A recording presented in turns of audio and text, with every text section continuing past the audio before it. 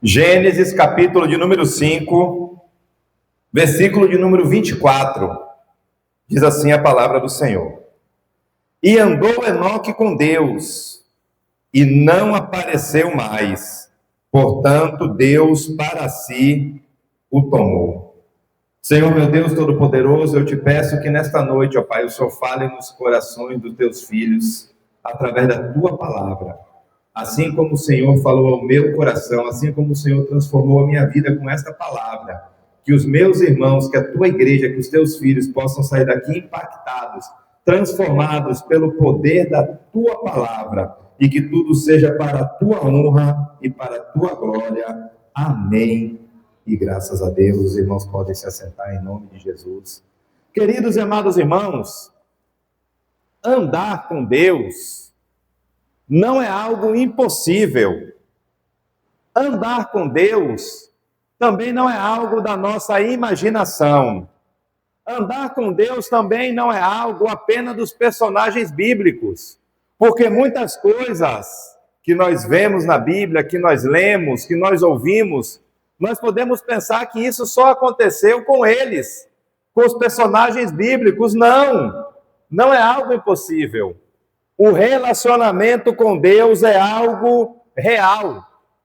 E esse relacionamento com Deus, que é algo real, é algo que nós, seus filhos, construímos diariamente. O nosso relacionamento com Deus é algo que pode ser construído. A Bíblia fala pouco de Enoque. Enoque, ele é mencionado no livro de Gênesis, no texto que nós lemos. Enoque também ele é mencionado ligeiramente no livro de Jeremias. Enoque também é mencionado ligeiramente na carta do apóstolo Judas. E Enoque também ele é mencionado no livro de Hebreus, quando o escritor aos Hebreus vai relacionar Enoque como um dos heróis da fé. Contudo, apesar de não haver muitos relatos sobre Enoque, ele é um homem, ele é um personagem bíblico que é um exemplo para todos nós, principalmente nesta noite, no tema em que nós vamos tratar aqui na igreja.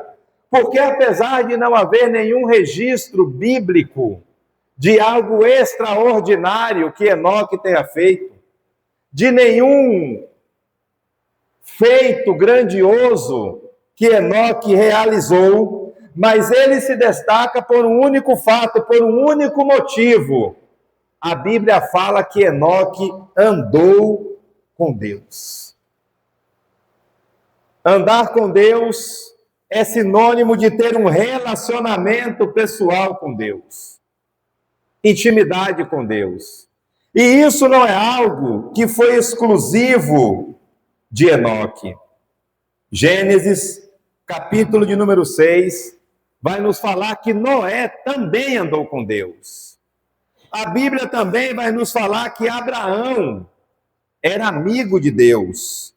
O relacionamento entre Deus e Abraão era tão íntimo, tão profundo, que antes de Deus destruir a cidade de Sodoma e Gomorra, em Gênesis capítulo de número 19, Deus vai dizer assim: poderia eu, o Senhor, esconder algo do meu amigo Abraão? E Deus ali conversa com Abraão sobre a destruição daquela cidade. Observamos nesse texto que é Deus quem dá importância ao relacionamento entre Abraão e o próprio Deus. Não é Abraão que cobra alguma coisa de Deus. É Deus que se importa com a aproximação entre os dois. 1 Samuel capítulo 13, versículo 14, e Atos dos Apóstolos capítulo de número 7, vai dizer que Davi era um homem segundo o coração de Deus. E quando a Bíblia fala que Davi era um homem segundo o coração de Deus, nós vamos ver que a Bíblia está falando de um relacionamento, de uma intimidade, de uma proximidade que existia entre Davi e o próprio Deus. Êxodo, capítulo de número 33, versículo de número 11, vai dizer que Deus, que o Senhor, falava com Moisés face a face. como se fala com um amigo. A grande pergunta é: será que Moisés tinha intimidade com Deus? Números, capítulo de número 12, a partir do versículo de número 6, nós vamos ver que ali Arão e Miriam, os irmãos de Moisés, estavam falando, indo contra Moisés. Deus aparece em uma coluna de fogo e manda chamar e manda chamar Moisés, Miriam e Arão. Quando eles se aproximam, quando eles chegam na presença de Deus, Deus pergunta a Miriam e Arão sobre o que eles estão fazendo. E Deus fala assim com eles: eu falo com o povo através dos profetas. Eu falo com o povo também através de visões. E eu também falo com o povo através de sonhos. Mas com o meu servo Moisés, eu falo face a face. Quem vocês pensam que são para afrontar ao meu servo Moisés? Queridos e amados irmãos, ter uma intimidade com Deus, ter uma proximidade com Deus, se relacionar com Deus, andar com Deus diariamente é algo que nos faz fortalecidos na fé. É algo que nos faz grande na fé. Mas o que é preciso fazer para ter esse relacionamento com Deus? Eu pontuei alguns quesitos alicerçados na Bíblia e eu gostaria de compartilhar com os irmãos nesta noite. Primeiro, para andar com Deus é preciso ter um coração conforme o coração do Senhor e desistir de andar segundo o nosso próprio coração ou segundo as nossas próprias vontades. Quando nós decidimos andar com Deus, quando nós tomamos como prioridade andar com Deus, em algum momento da nossa trajetória, nós vamos ter que abrir mão das nossas vontades. Em algum momento dessa história, nós vamos ter que desistir das coisas que agradam o nosso coração e nos doar para o Senhor. Quando nós fazemos algo, ou quando nós tomamos alguma decisão, nós precisamos colocar nas mãos do Senhor, precisamos colocar diante do Senhor. E a partir desse momento em que nós tomamos a decisão de andar com Deus, a nossa oração passa a ser: Senhor, que prevaleça a sua vontade na minha vida e não a minha. Essa deve ser a nossa oração. Essa deve ser a oração das pessoas que decidem andar com Deus. O próprio Jesus, ele vai dizer em Lucas, capítulo de número 9, versículo de número 23, se alguém quer vir após a mim, negue-se a si mesmo, tome a sua cruz diariamente e siga-me. Que cruz é essa? Abrir mão das nossas vontades, abrir mão das coisas que muitas vezes nos agradam, mas que não é o projeto de Deus para as nossas vidas. Qual é o projeto de Deus para a minha vida? Qual é o projeto de Deus para a sua vida? Se nós estamos aqui nesta noite, é porque nós somos guiados pelo Espírito Santo para estar na presença do Senhor, para adorá-lo, para glorificar o seu santo nome. Talvez alguns de nós não estivessem em nossos corações estar aqui nesta noite. Mas aí nós abrimos mão das nossas vontades, abrimos mão dos nossos desejos para estar na presença do Senhor, adorando e glorificando o seu santo nome. Em Deuteronômio, capítulo de número 29, a palavra do Senhor vai nos dizer que as pessoas que andam segundo as vontades do seu próprio coração irão assumir as consequências dos seus atos. Então observe, irmãos, que a palavra do Senhor ela está nos advertindo que quando nós não andamos conforme a vontade de Deus, que é boa, perfeita e agradável, nós estamos sujeitos a assumir as consequências dos nossos atos. Jeremias, capítulo de número 9, a partir do versículo de número 13, o Senhor Deus vai dizer: porque o povo deixou a minha lei, a lei que eu pus perante a eles, e eles não deram ouvido à minha voz e nem andaram nela, antes andaram após o propósito do seu próprio coração. O que Deus está fazendo aqui, meus irmãos, é cobrando do povo de Israel que eles deixassem de andar segundo as suas vontades, que estavam levando para o caminho da perdição, e se voltassem para cumprir a lei do Senhor, que ele havia deixado para aquele povo. E ainda é assim nos dias de hoje, irmãos. Deus, ele deixou o propósito dele para a sua igreja registrado na sua palavra. E nós precisamos ser guiados pelo que a palavra do Senhor nos ensina. Precisamos buscar a palavra do Senhor e andar conforme tudo aquilo que o Senhor colocou diante de nós. Quando nós andamos conforme as nossas vontades, conforme os nossos desejos, podemos ou corremos o risco de andar por caminhos tortuosos. E deixo aqui uma advertência para os irmãos: um abismo sempre puxa para outro abismo ainda maior. Daí a importância de estarmos andando conforme a vontade do Senhor nas nossas vidas. Por outro lado, fazer a vontade de Deus, cumprir as ordenâncias do Senhor, nos leva para o céu. Que nós possamos estar alicerçados na vontade do Senhor. Segundo o nosso coração, talvez nós não quiséssemos estar aqui hoje, nesta noite. Talvez nós teríamos algo para fazer que agradasse mais aos nossos olhos, aos nossos eus. Mas se nós estamos aqui nesta noite, é porque nós estamos no caminho certo, buscando ao Senhor. Lutando contra as nossas próprias vontades. Buscando adorar ao Senhor. Buscando consertar as nossas veredas. Buscando estar na presença do Senhor. Irmãos, essa é uma dinâmica difícil. Minha vontade, vontade de Deus. Minha vontade, vontade de Deus. Isso não é fácil, irmãos. Nunca foi fácil. Nunca vai ser fácil. Mas nós precisamos ter discernimento espiritual para entender o que Deus quer com a vida de cada um de nós.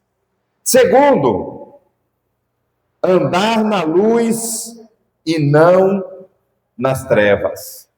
Queridos e amados irmãos, precisamos prestar atenção nos lugares em que nós pisamos os nossos pés.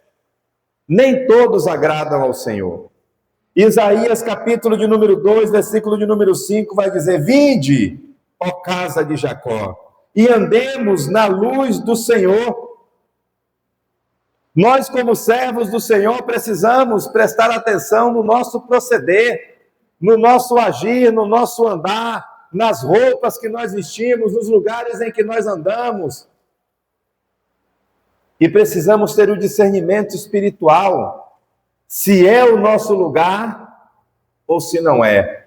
Porque nós somos servos do Senhor, nós somos filhos do Senhor, e nós precisamos andar na luz do Senhor. E o que caracteriza uma pessoa que anda na luz? João, capítulo de número 3, versículo de número 21, diz: quem pratica a verdade, vem para a luz, a fim de que as suas obras sejam manifestas, porque elas são feitas em Deus. Irmãos, tudo que nós fazemos, nós precisamos fazer como se nós estivéssemos fazendo para o Senhor. Nós colocamos muito esse texto para as atividades dentro da casa do Senhor. Usamos muito esse texto quando nós falamos sobre ministério dentro da igreja.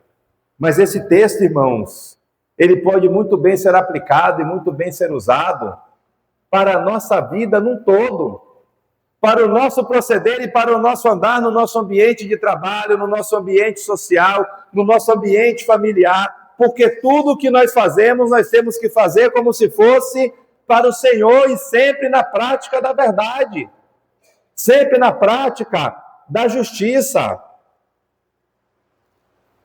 1 João, capítulo de número 1, versículo de número 7, vai dizer assim, se andarmos na luz, como ele na luz está, temos comunhão uns com os outros, e o sangue de Jesus Cristo, seu Filho, nos purifica de todo o pecado. Irmãos, nenhum de nós aqui somos tão santos assim. Nós não somos pessoas perfeitas. Nós temos os nossos muitos erros, mas também temos os nossos muitos acertos. E nós precisamos sempre ter o entendimento que nós temos que andar em Jesus, tendo comunhão uns com os outros. De alguma forma, essa receita de bolo aqui tem que dar certo, porque a Bíblia nos convida para isso.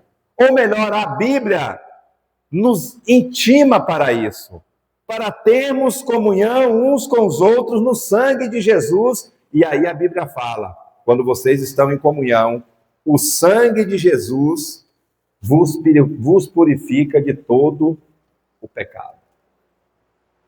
Existem situações, principalmente no âmbito familiar. Irmão, lidar com família não é fácil. Lidar com família é difícil. Não pense que a sua família é mais difícil, não, porque não é não. É complicado, é difícil, porque pela proximidade que existe entre as pessoas.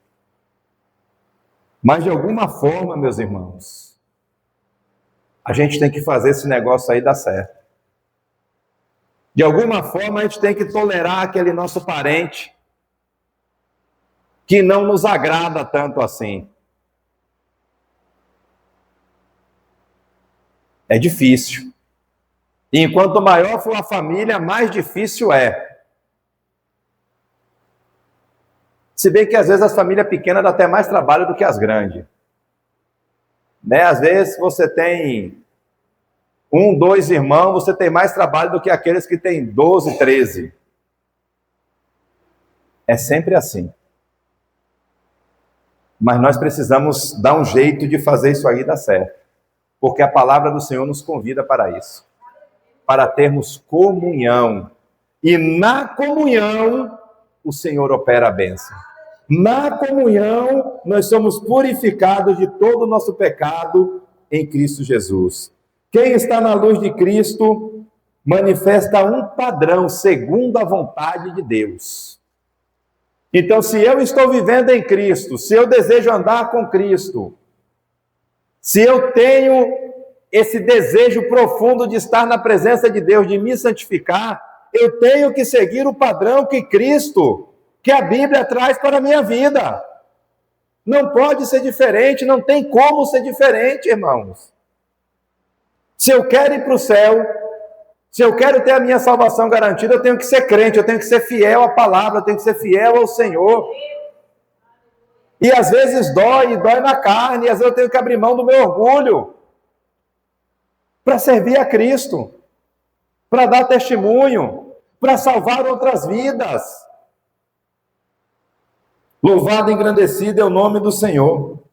Em terceiro lugar, para andar com Cristo é preciso ter as suas vestes brancas. Tirar das nossas vidas tudo que não agrada a Deus.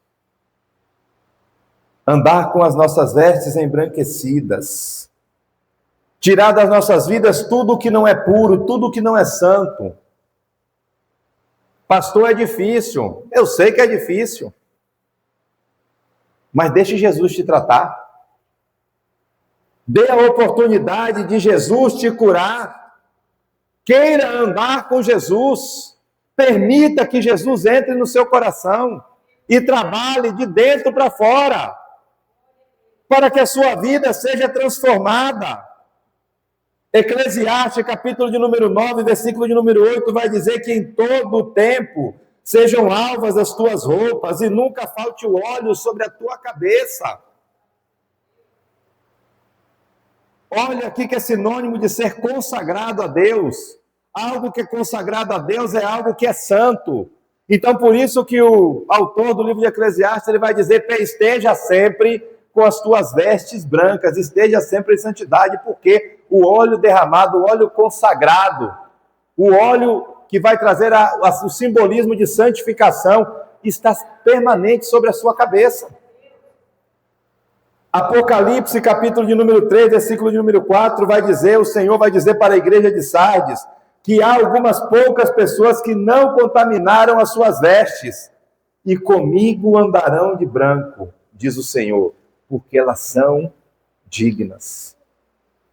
Irmãos, observe que Jesus, ele olha para a igreja e ele fala assim, ó, mesmo sendo uma igreja imperfeita, existem pessoas que não se contaminaram. Existem pessoas que estão com as suas vestes intactas, existem pessoas que estão com as suas vestes brancas, sinônimo de pureza, e essas pessoas andarão comigo, essas pessoas estarão comigo, por quê? Porque elas são dignas de estarem comigo, diz o Senhor Jesus para aquela igreja. Será que hoje, eu fazendo uma autoanálise da minha vida, eu me encontro digno de estar com o Senhor? Será que se Jesus voltar agora, se a trombeta soasse agora, eu estaria nos céus com o Senhor? Ou será que tem alguma coisa que está me impedindo? Ou será que tem alguma coisa que naquele grande dia o Senhor Jesus vai olhar para a minha vida e vai dizer, não, você não. Ah, mas eu cantava, não. Ah, mas eu pregava, não. Não vos conheço. Irmãos, nós abrimos mão de tantas coisas, meus irmãos. E às vezes pecamos em um detalhe. E às vezes esse detalhe que nós estamos pecando é o que vai fazer a diferença para não nos levar para os céus. E muitos estão na condição de crentes mornos. Não é quente e nem é frio, é morno. E crente morno não vai para o céu. Abre mão de tanta coisa, deixa de fazer tanta coisa, mas ainda não entregou o seu coração de verdade para Jesus. Ainda tem algo, ainda tem um detalhe que não permite andar com vestes embranquecidas. Nesse mesmo capítulo de Apocalipse, agora no versículo de número 18, o Senhor vai falar assim, ó, aconselhe-te que de mim compres ouro provado no fogo, para que te enriqueças, e roupas brancas, para que te vistas. Agora o Senhor Jesus está convidando a igreja para se vestir de branco. Agora Jesus está convidando a igreja, olhe, busquem em mim pureza, busquem em mim santificação, eu tenho para vos dar. Venham, procurem em mim, e eu tenho para vos dar, disse Jesus.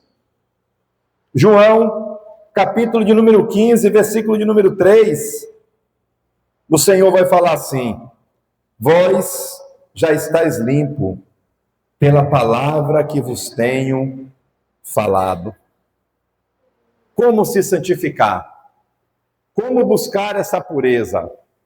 O próprio Jesus nos ensina, pela palavra que vos tenho anunciado. João 17:17 vai dizer assim, ó, santifica-os na tua verdade, a tua palavra é a verdade. Irmãos, quem nos molda, quem nos transforma, é a palavra do Senhor. A palavra, ela é pregada, ela encontra morada em nossos corações, e o Espírito Santo trabalha em cima da palavra que é pregada, em cima da palavra que é ministrada. Nós ouvimos, internalizamos a palavra, e em cima daquilo ali, Deus trabalha nas nossas vidas, nos advertindo, nos chamando a atenção. E é o Espírito Santo quem vai agir nas nossas vidas, através da palavra do Senhor. Então, nada pode ser feito dentro da casa de Deus que vá em conflito com a palavra. Se eu vou louvar ao Senhor, se eu vou cantar uma música, tem que estar dentro da palavra. Se eu vou trazer um ensinamento, dentro da palavra. O que eu for fazer, dentro da palavra. E aí o Espírito Santo, ele vai trabalhar em nossas vidas, em cima da palavra do Senhor. Segundo os Coríntios, capítulo de número 7, versículo de número 1, a palavra vai dizer assim, ó.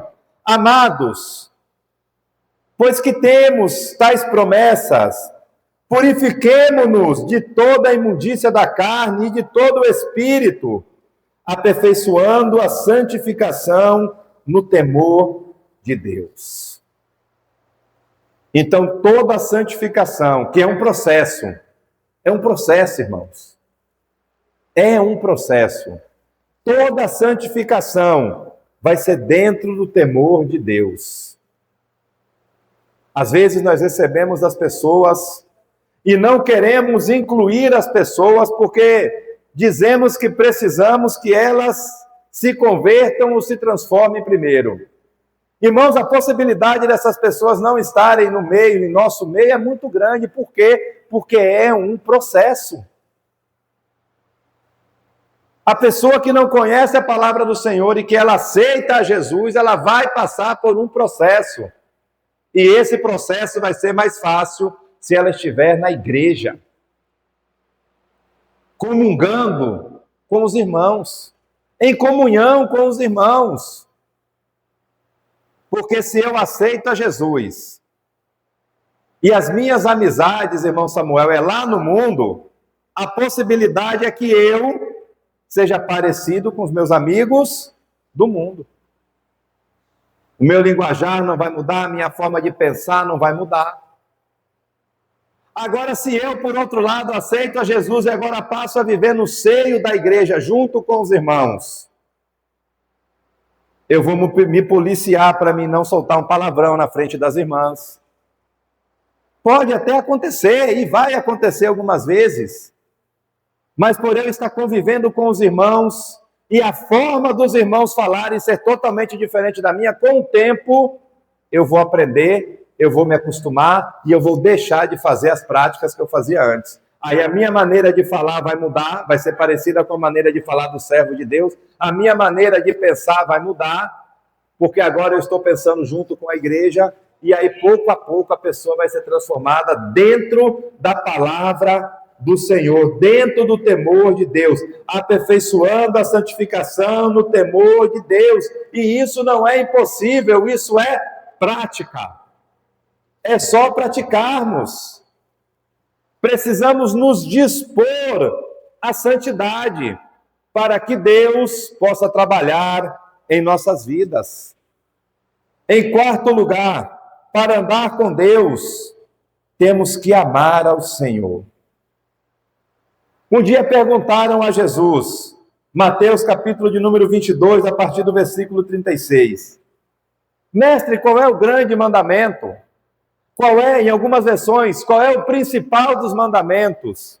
E Jesus responde, ame ao Senhor, seu Deus, de todo o seu coração, de toda a sua alma e de todo o seu entendimento.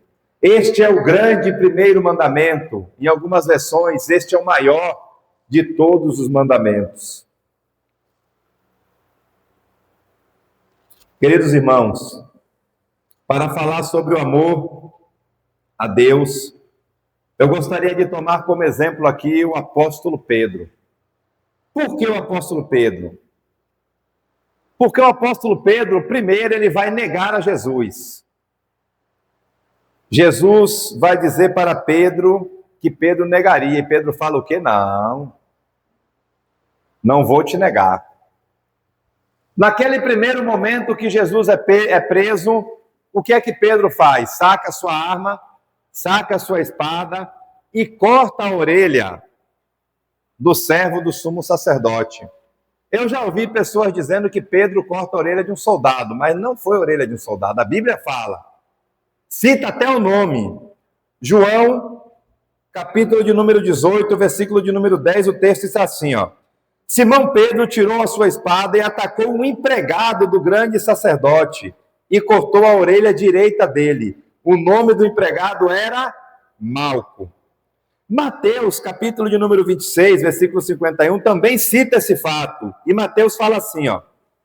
Eis que um dos que estavam com Jesus, estendendo a mão, sacou da espada e, golpeando o servo do sumo sacerdote, cortou a orelha dele. Agora o texto de Lucas vai nos tirar algumas dúvidas. Lucas, capítulo de número 22, versículo de número 50, vai dizer assim, ó. Um deles golpeou o servo do sumo sacerdote e lhe cortou a orelha direita. Jesus interveio dizendo, deixem, basta, e tocando-lhe na orelha do homem, o curou. Irmãos, observe que Jesus ele ainda tem o carinho, ainda tem o cuidado de colocar a orelha do Malco lá no lugar. Por quê? porque como ele era um aprendiz, como ele era um servo do sumo sacerdote, provavelmente em algum momento ele iria ser ungido sumo sacerdote, ele precisava ter a orelha direita dele no lugar. Senão ele não poderia ser um sacerdote na casa do Senhor. Por quê? Porque ele iria ter algum defeito. Mas isso é só uma curiosidade para os irmãos. Então, voltando a falar de Pedro. Pedro, ele fala que não vai negar Jesus. Só que Lucas, capítulo de número 22, a partir do versículo de número 55, narra todos os detalhes de Pedro negando a Jesus. E nós vamos ver essa narrativa de Pedro negando a Jesus em todos os evangelhos. Cada um contando a história de uma forma diferente. Cada um falando as suas narrativas de acordo ao que eles viram. Só que Lucas, capítulo de número 22, versículo de número 61, vai dizer assim, ó. Então, o Senhor voltou-se e fixou os olhos em Pedro. Quando Pedro nega pela última vez, Lucas vai dizer que Jesus olha para Pedro e fixa os seus olhos nele. E Pedro se lembra da palavra do Senhor, como lhe tinha dito: hoje, antes que o galo cante, você me negará 3 vezes. Versículo de número 62 vai dizer que Pedro sai dali chorando amargamente.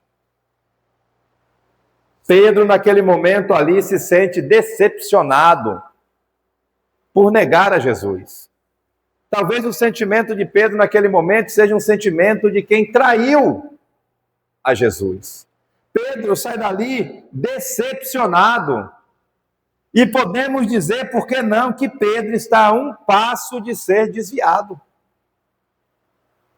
Não sei se os irmãos se lembram, Pedro volta a ser pescador. Pedro larga. E Pedro volta e vai trabalhar. Volta a pescar. O que seria de Pedro se não fosse o cuidado de Jesus para com ele? Pedro se esconde várias vezes de Jesus. Irmão, sabe quando a pessoa se desvia da palavra do Senhor? Eu já vi muito isso acontecer.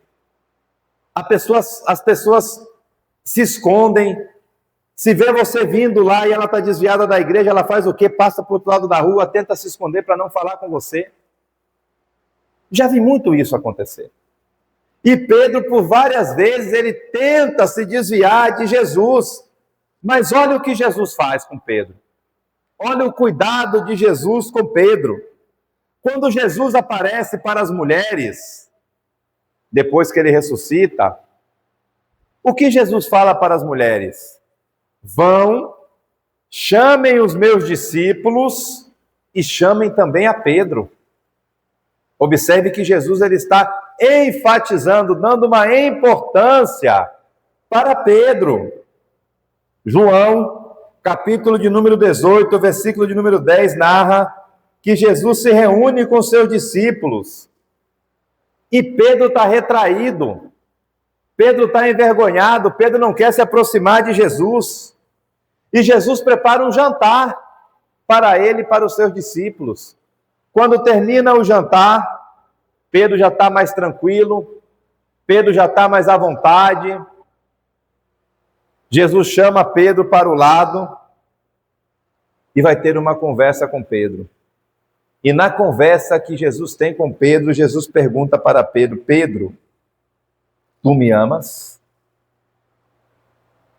Precisamos amar a obra do Senhor, irmãos. Precisamos amar a Jesus. Jesus poderia perguntar tantas coisas para Pedro. Pedro, por que você me traiu? Jesus poderia ali naquele momento dar uma lição de moral em Pedro. Jesus naquele momento poderia dar uma advertência a Pedro, como Jesus fez muitas outras vezes. Mas o que Jesus pergunta para Pedro é: Pedro, tu me amas? Jesus ali naquele exato momento, igreja, está restaurando o seu relacionamento com Pedro. Jesus naquele momento está trazendo Pedro para o lado dele, através de uma palavra carinhosa, através de uma palavra de amor. Pedro, tu me amas? Irmão Samuel, tu amas ao Senhor? Irmão Lisandro, tu amas a Deus? E a pergunta nesta noite para a igreja é: nós amamos ao Senhor? A que ponto? O quanto nós amamos ao Senhor? O que estamos dispostos por esse amor ao Senhor? Esse é o grande questionamento nesta noite. Pedro, a partir daquele momento, meus irmãos, Pedro, a partir daquele momento, é outro homem. A história de Pedro muda completamente.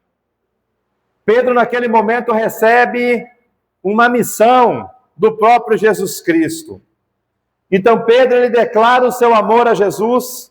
Pedro recebe uma missão e agora Pedro vai exercer o seu ministério, que foi dado por Cristo. E exercer o nosso ministério dentro da casa do Senhor também é uma prova de amor. Exercer o nosso ministério, aquilo que Deus colocou em nossas mãos, o talento que Ele nos deu, também é uma prova de amor ao Senhor. Exercer o nosso ministério também é uma prova de uma maneira, uma forma de declarar ao Senhor que nós o amamos. Quantas vezes nós queríamos estar em outro lugar? Quantas vezes nós queríamos estar fazendo outras coisas? Mas por amor à obra do Senhor, nós abrimos mão, nós deixamos, nós saímos mais cedo, muitas vezes nós não vamos para estar na presença do Senhor. Muitas vezes perdemos as nossas horas de sono, que poderíamos estar em nossos lares descansando, deitado no sofá com os pés para cima, mas estamos na casa do Senhor trabalhando para Ele. E isso também é uma declaração, isso também é uma forma de nós dizermos para o Senhor, de nós demonstrarmos para o Senhor o quanto nós o amamos. Servir na obra do Senhor. Andar com o Senhor também gera em nossas vidas uma mudança de comportamento, porque é impossível, irmãos, andarmos com Deus e não mudar o nosso comportamento. Quando eu aceito a Jesus, quando eu entrego a minha vida para Deus, quando eu decido andar com o Senhor, eu não sou mais a pessoa que eu era antes. É impossível. Se o meu temperamento é forte, ele tem que mudar. Por quê? Porque Deus me chama para mudança. Não somos mais as mesmas pessoas. Agora nós somos servos do Senhor, moldadas pelo Evangelho de Cristo. A presença de Deus em nossa vida, ela gera mudança, ela gera transformação.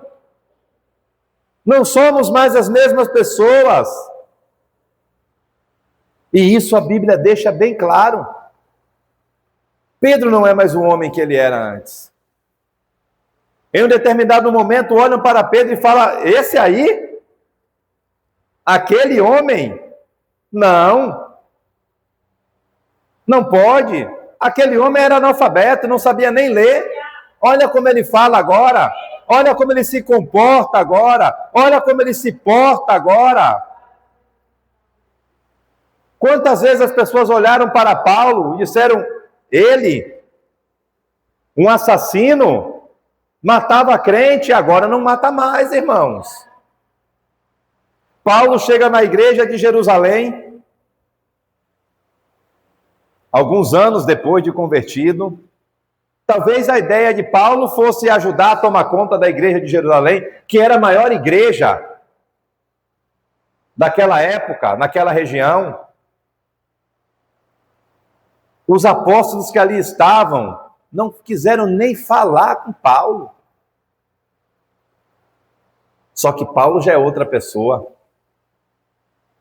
Paulo não é mais o assassino. Paulo não é mais o perseguidor. Por quê? Porque Jesus entrou na vida dele e transformou a vida dele. Mudou. E é isso que o Espírito Santo faz com cada um de nós. Enquanto mais perto eu estou de Deus, mais parecido com Deus eu fico. mais mudanças Deus vai fazendo nas nossas vidas. E quanto mais perto de Deus, mais parecido com Ele eu fico. Esse é o poder de Deus nas nossas vidas. Que o Espírito Santo de Deus complete essa palavra no coração dos meus irmãos. E que a presença do Senhor seja real em nossa vida. Meus irmãos, finalizo essa mensagem dizendo que andar com Deus, viver os milagres de Deus, assim como Enoque, assim como Noé, assim como Abraão, assim como Davi, assim como Elias, eu poderia passar a noite toda aqui citando nomes de personagens bíblicos. É algo que pode ser real nas nossas vidas, ainda nos dias de hoje. Então, que Deus te abençoe e que o Espírito Santo complete essa palavra em nossos corações.